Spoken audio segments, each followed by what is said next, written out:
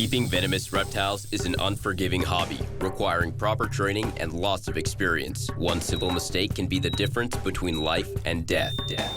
Remember, the most venomous snake in the world is the one that just bit you.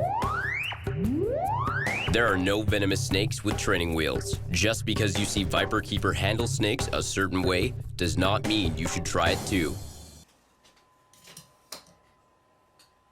What I'm doing now is I've prepared this cage for the other female rough death adder that I have. I really wish I could find mates for them. The last time I tried to breed her with a male, Lori in a panic yelled to me, Al, she's stalking him, and we rescued him before he became a meal.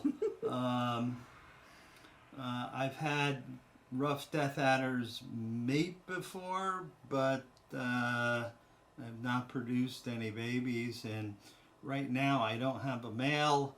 There's no longer any real imports from Indonesia of these, so I think I'm sort of stuck.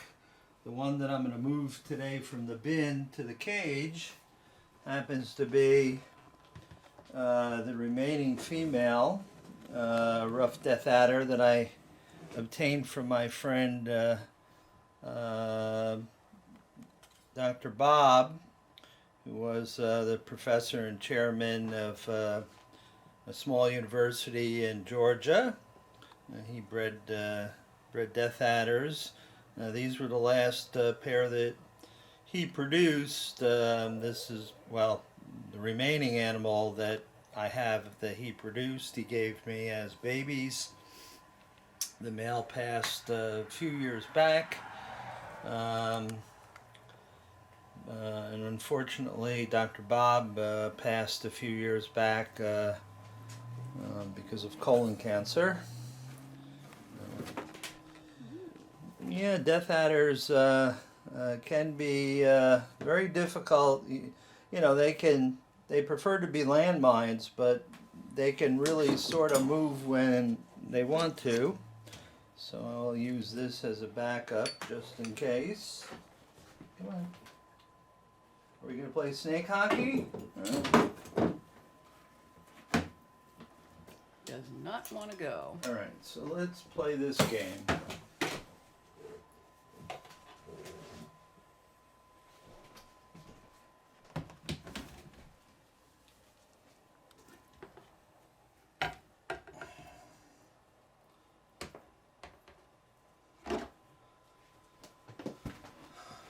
All right.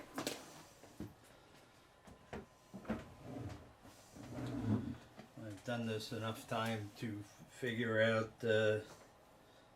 sometimes you have to go to an alternate method to get the job done, and I might also add that sometimes I will just get a large dustpan and a pair of gloves and put the death adder in the dustpan because that's easier than hooking them. So we will tweak her little tail so she gets it in there, and we'll close this and let her get used to her new environment. Rough death adders are from the drier regions of Papua New Guinea.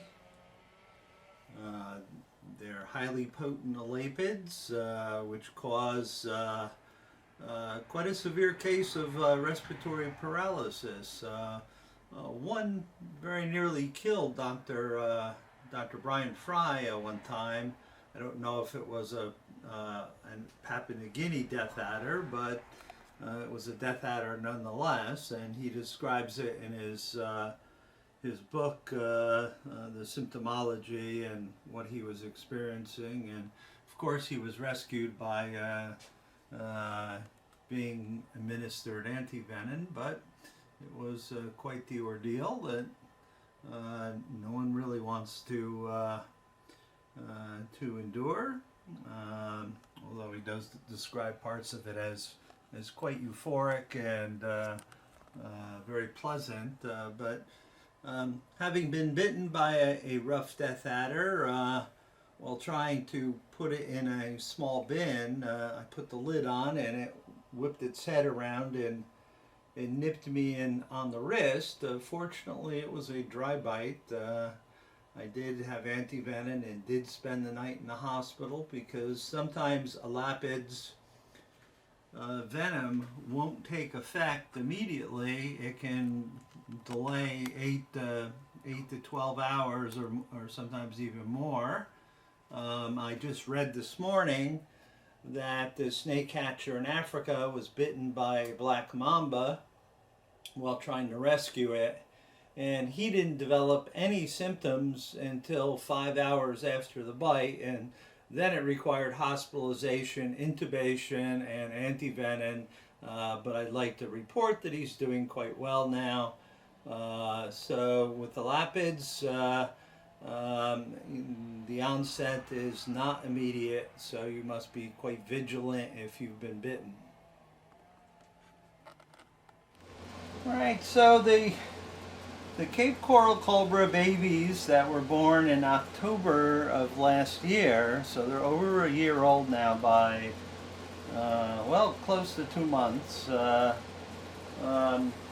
I'm upgrading them to a bit larger tub right now. The male is already in place, so we joined our program already in progress.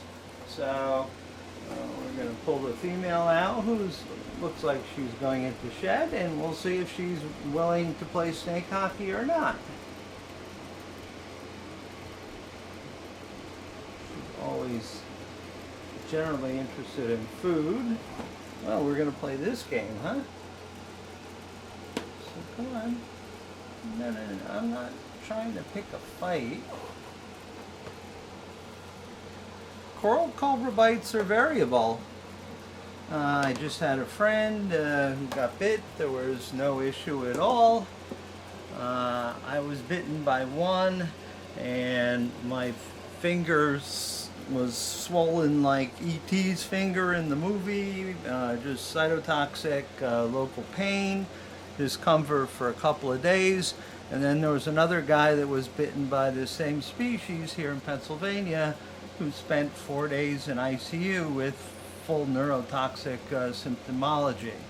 A paper was just recently published showing that South African polyvalent actually is efficacious, but with all antivenoms, we only want to use them when we're really certain they're needed.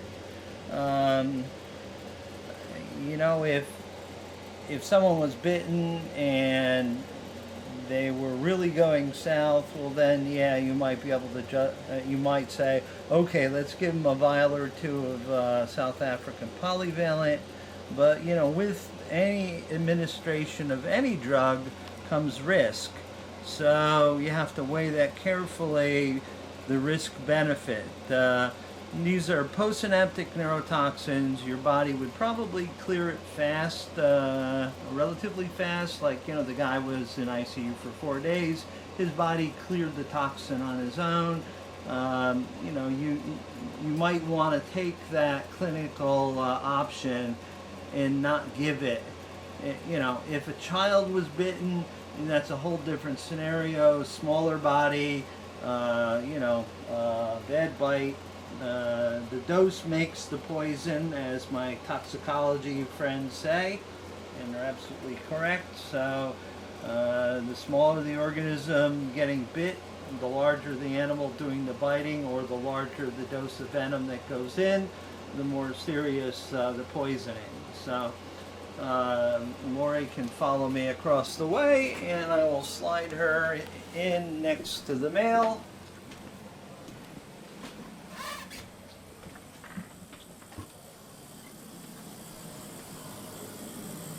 And again, for those venomous keepers that watch, the Uplex is really the best tool that you have next to a hook, because it allows you to transfer animals without playing snake hockey. Here's the male looking like, hey, what happened? Where's the food? So they may or may not be butthurt, but I'll offer them something to eat tomorrow after they get to rest. And right here we have our friend, my little speckled rattlesnake. Hello, guy. Easy, easy. Let's take this in a very controlled manner, and that's not a controlled manner.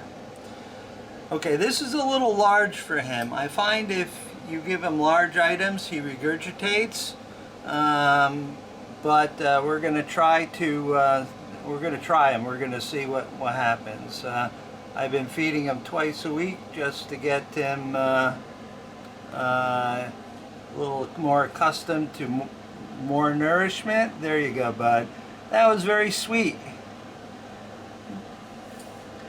You know, he's the runt of a litter of like 7 or 8. He's 4.5 years old now, and he has tried to die many times by starvation and such, and I had to, you know, force feed him for a while, and then, you know, he just really never thrived. And really the past year, finally, he's sort of come onto his own, and he's been doing really well. I still find that if he gets too big of a food item, he has a tendency to regurgitate. That's why I feed him twice a week when I can, smaller items, so he has less of a meal in his stomach to digest.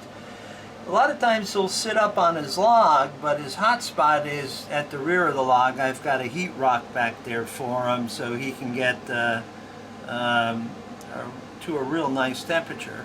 You know, he's got the light in the cage below him right now also to add to his heat load. Right now he's 79 degrees. If this silly thing would focus, but you can sort of see that it's 79 degrees, 82.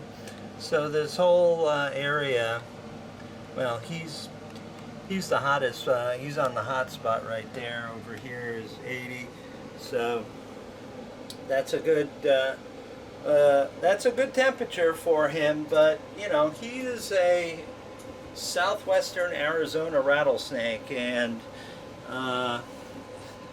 80 degrees is like a very cold day in southern Arizona. You know, temperatures where he lives generally are in the 90s or hotter. You know, certainly rattlesnake season in Arizona, where they're out and active, is like probably from early March all the way to November, depending on the year. I've caught rattlesnakes as late as November when I lived in Arizona. Well, I didn't actually catch them. You know, I've run across them when out hiking and stuff, or you know, looking for snakes. Hiking in the desert was one of my favorite activities, so I would always be quite pleased if I came across one, and generally, you know, photographed it and didn't even bother it unless it was absolutely necessary. But I think, you know, I'm wondering if his regurg issue is that, you know, he's staying in an area that's just a little bit too cool for him to digest food efficiently. So hopefully he'll disappear into his log, sit on the hot spot. I bet it's probably about 90, 95 on the heat rock. That's Fahrenheit. And he'll get a much better digestion, because once his light goes off at 6:30 tonight, which is the current program time that they shut off, that heat source will go away. So hopefully he'll move far back into his log and digest his meal.